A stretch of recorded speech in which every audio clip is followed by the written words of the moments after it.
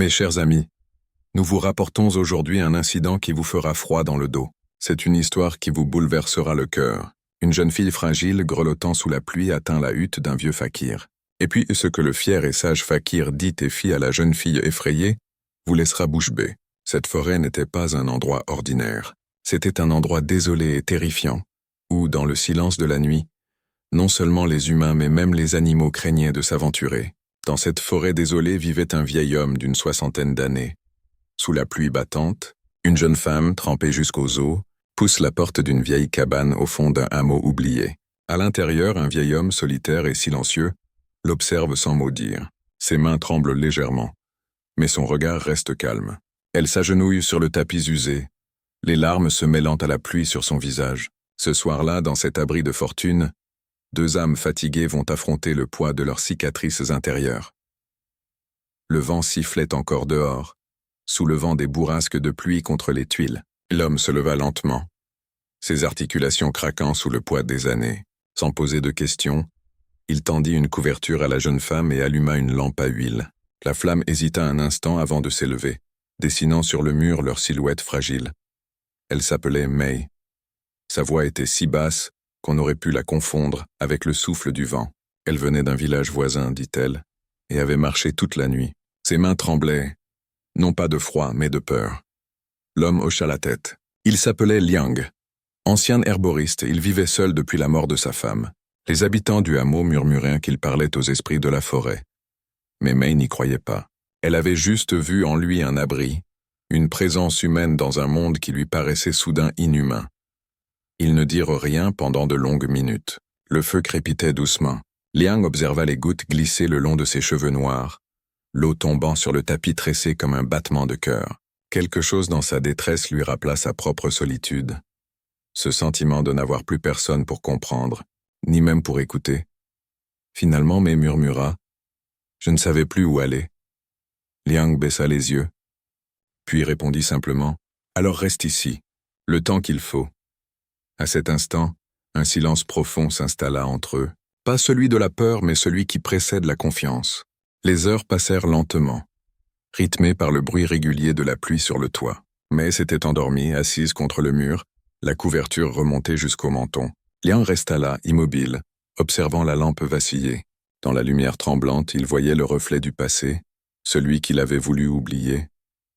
Quand il fermait les yeux, il revoyait le visage de sa femme, Yulan, telle qu'elle était avant la maladie, forte, décidée, et toujours prête à lui rappeler que la bonté n'était pas une faiblesse. Sa mort avait tout vidé en lui. Il n'avait plus cherché à soigner personne, ni à parler. Le silence était devenu son refuge. Mais ce soir-là, la présence de May ravivait quelque chose de fragile, de presque douloureux. Ce n'était pas de la pitié, plutôt une reconnaissance muette, celle de deux êtres blessés, perdus dans le même brouillard. Quand elle se réveilla, l'aube grise filtrait à travers les fissures du toit. Liang préparait une tisane en silence, mais observa ses gestes précis, presque rituels. Il posa la tasse devant elle. « Bois. Ça t'aidera à calmer le tremblement. » Elle hocha la tête. Le liquide était amer, mais réchauffait la gorge. Pendant un instant, elle sentit la chaleur revenir dans son corps. « Tu veux parler de ce qui t'a mené ici ?» demanda Liang sans la regarder. May hésita puis lâcha un souffle. Ce n'est pas une histoire à raconter. Il ne répondit pas, laissant le silence remplir la pièce. C'était une technique qu'il avait apprise au fil des années. Ne pas forcer la parole, mais l'accueillir quand elle vient. Quelques minutes plus tard, elle murmura « J'étais domestique dans une grande maison. Le fils du maître, il m'a fait croire qu'il voulait m'épouser. Quand il a eu ce qu'il voulait, il m'a fait chasser. » Sa voix se brisa. Liang détourna le regard par pudeur. « Les gens peuvent être cruels, dit-il doucement. » Elle hocha la tête, les yeux perdus dans le vide. Je pensais partir loin, recommencer ailleurs. Mais plus je marchais, plus je me sentais sale, inutile. Et puis la pluie a commencé. J'ai cru que j'allais mourir là-bas. Ces mots tombaient lentement comme la pluie sur le toit. Liang ne dit rien. Il savait que ce qu'elle cherchait, ce n'était pas des réponses, mais un endroit où poser sa douleur. Il se leva et ouvrit la fenêtre. L'air frais entra, chargé d'odeurs de terre et de bois mouillé. « Tu peux rester ici quelques jours ?»« Le temps que tout se calme, dit-il. » Elle releva les yeux, surprise par la douceur dans sa voix. « Pourquoi tu fais ça pour moi? Il sourit faiblement. Parce que quelqu'un l'a fait pour moi autrefois. Elle voulut répondre, mais les mots restèrent coincés dans sa gorge. Il y avait dans le ton de Liang une tristesse ancienne, un écho de solitude qu'elle reconnaissait. Ce jour-là, ils travaillèrent côte à côte sans presque parler. Elle l'aida à ramasser du bois, à nettoyer le sol, à préparer le repas. Parfois, leurs regards se croisaient, pas avec gêne, mais avec cette étrange familiarité qui naît entre deux inconnus que la vie a brisés au même endroit. Quand la nuit tomba de nouveau, Liang apporta un vieux coffre en bois et le posa près d'elle. « C'était à ma femme, dit-il. Dedans, il y a des vêtements secs. Tu pourras t'en servir. » Mais posa la main sur le couvercle, hésitante. « Merci. » Il hocha la tête, puis ajouta, « Le corps guérit plus vite que le cœur.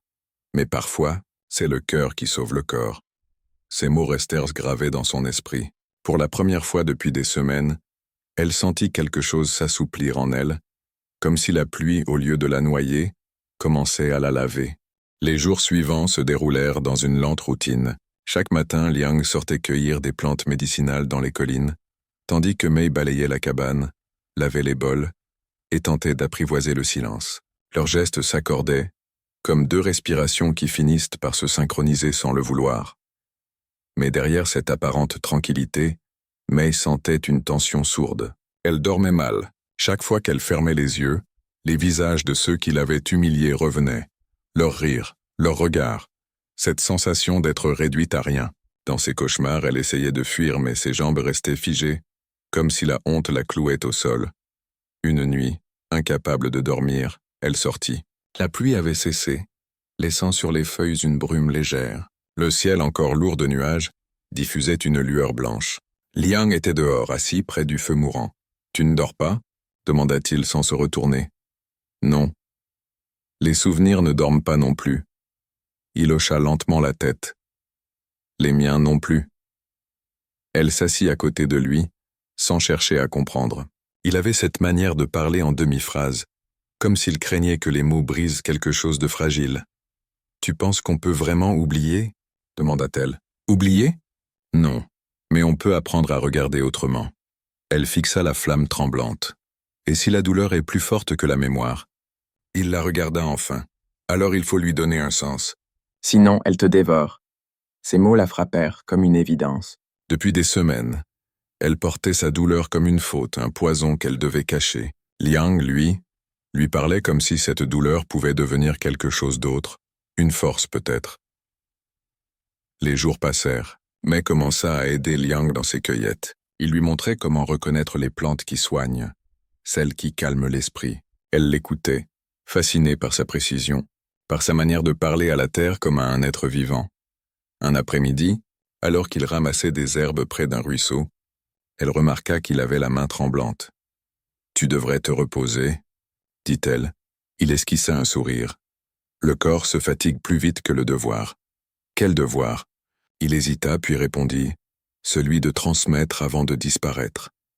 Ils rentrèrent en silence.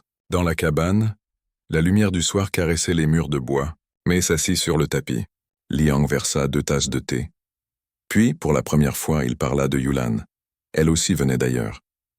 Elle avait fui la guerre. Quand je l'ai trouvée, elle ne parlait presque pas.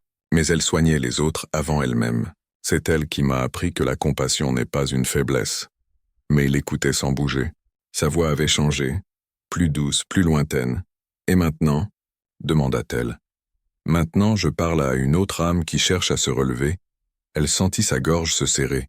« Tu crois vraiment qu'on peut se relever après ça ?»« Oui, » répondit-il sans hésiter, « parce que si tu respires encore, c'est que quelque chose en toi refuse de mourir. » Elle voulut protester, mais les larmes jaillirent. Liang ne bougea pas. Il la laissa pleurer. Comme on laisse la pluie laver la poussière d'un vieux chemin. Quand elle releva la tête, ses yeux étaient rouges, mais son visage semblait plus calme. « J'ai honte, » murmura-t-elle.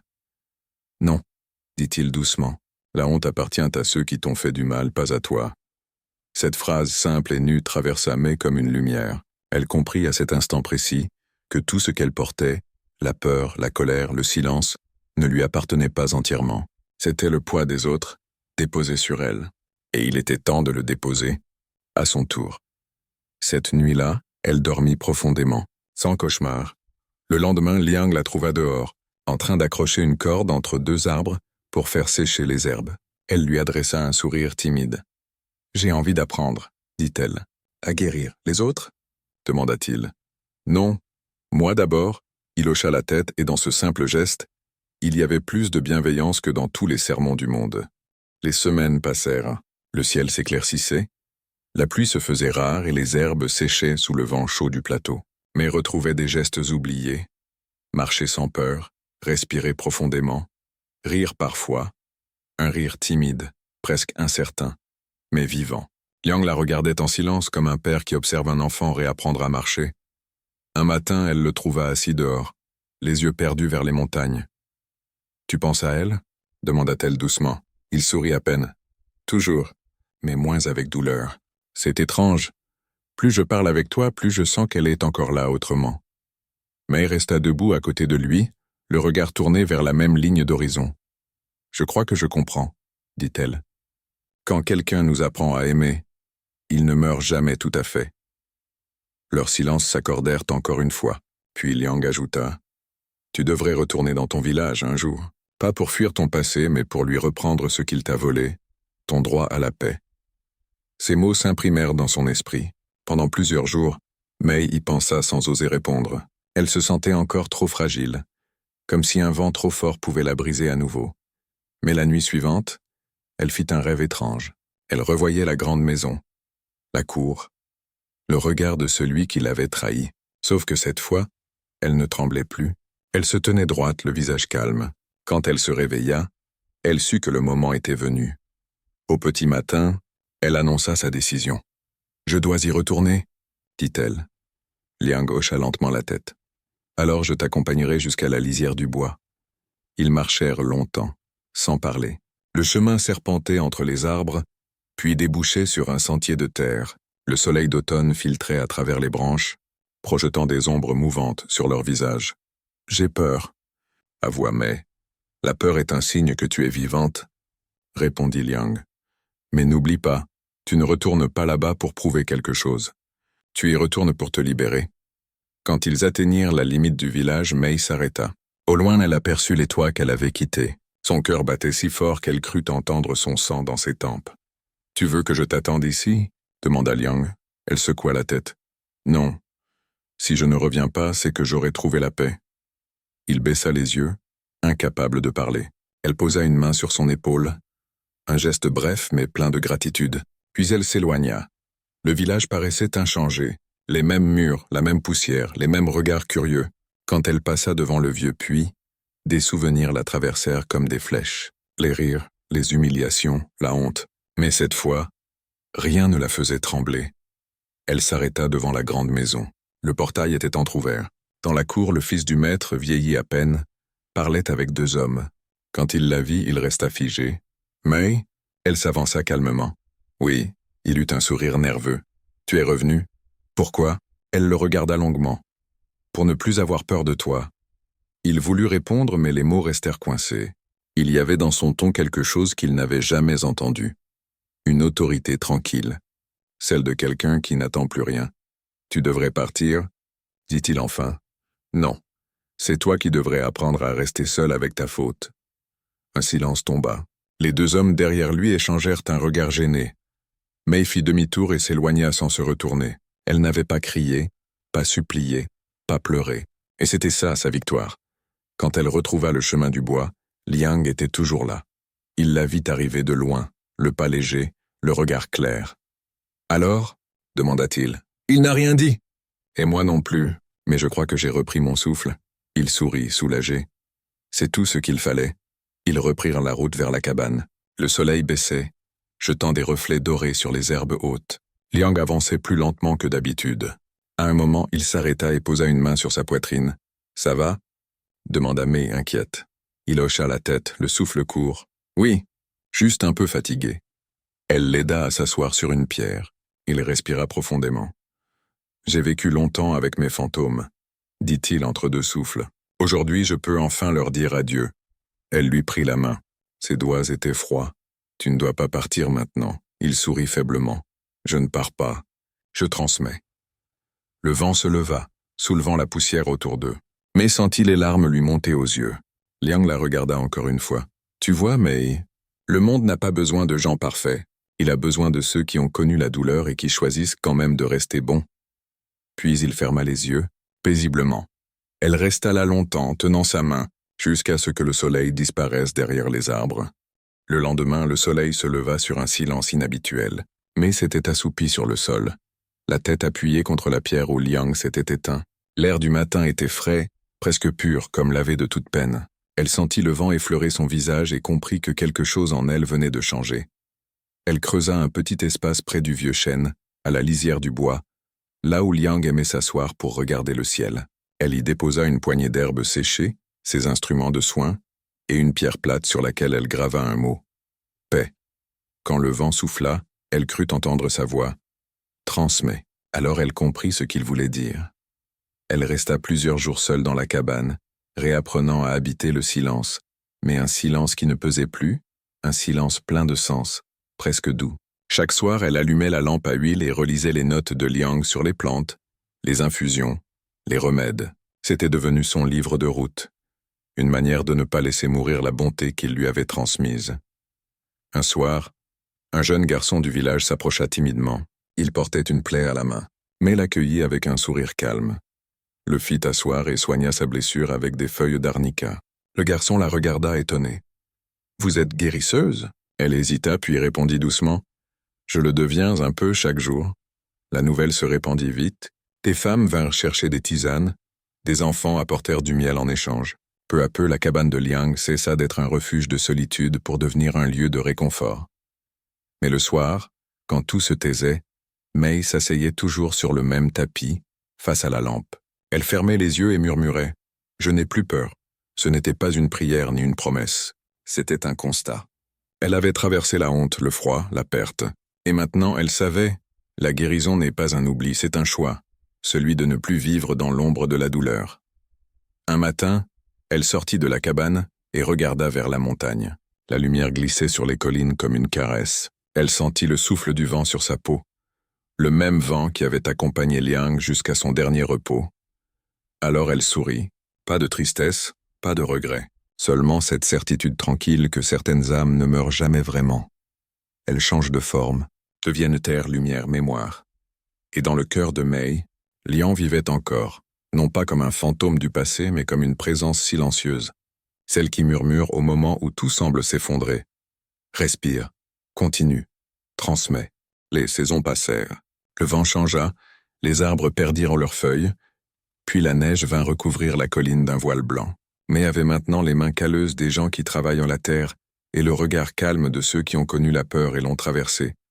Chaque jour, elle soignait, écoutait, partageait. Les habitants du village l'appelaient simplement la femme du bois. On venait la voir pour un mal de tête, une fièvre, ou parfois pour rien, juste pour parler un peu, boire du thé. Elle n'avait plus besoin de raconter son passé. Son silence parlait à sa place. Il disait qu'on peut tomber, se briser, mais qu'on peut aussi se reconstruire, lentement, humblement, avec les mains et le cœur. Un matin de printemps, une jeune fille arriva à son tour, trempée de pluie, les yeux pleins de peur. Mais la fit entrer sans un mot, lui tendit une couverture et alluma la lampe à huile. La flamme vacilla, projetant sur le mur deux ombres qui se reconnaissaient sans se connaître. Mais s'assit à côté d'elle, un sourire doux aux lèvres. « Bois ça », dit-elle simplement. « Ça t'aidera à respirer. » Et dans ce geste, tout recommença.